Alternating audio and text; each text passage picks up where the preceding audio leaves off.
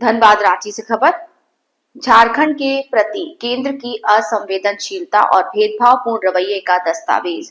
विनोद पांडे। रांची झारखंड मुक्ति मोर्चा के नेता विनोद पांडे ने केंद्र सरकार द्वारा पेश किए गए वित्तीय वर्ष 2026-27 के आम बजट को झारखंड के प्रति असंवेदनशील और भेदभावपूर्ण नीति का स्पष्ट उदाहरण बताया।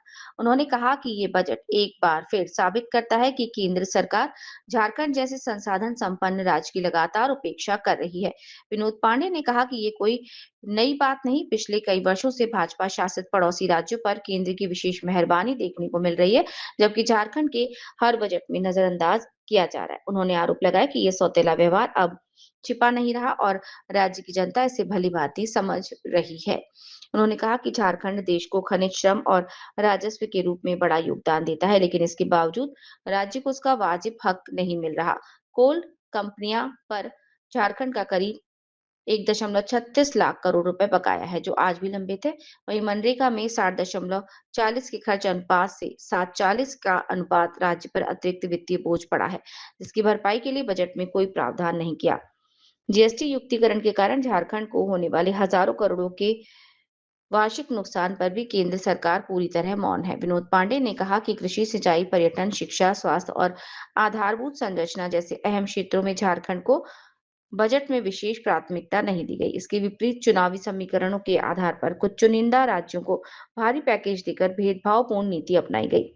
उन्होंने ये भी कहा कि बजट में ना तो झारखंड के लिए नई रेल लाइन की घोषणा की गई है और ना ही नई ट्रेन और ना ही किसानों, मजदूरों, महिलाओं और युवाओं के लिए कोई ठोस पहल की।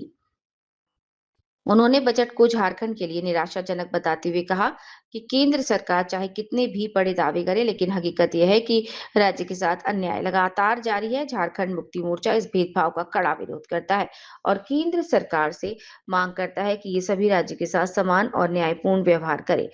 उन्होंने चेतावनी दी कि यदि रवैया नहीं बदला गया तो जनता लोकतांत्रिक तरीके से इसका जवाब जरूर देगी। मंजी कुमार, स्टेट हेड, झारखंड। किसी भी चीज़ में आप देख लीजिए कि जब भी झारखंड का नाम आता है, झारखंड को हमेशा दरकिनार करने का प्रयास किया जाता है।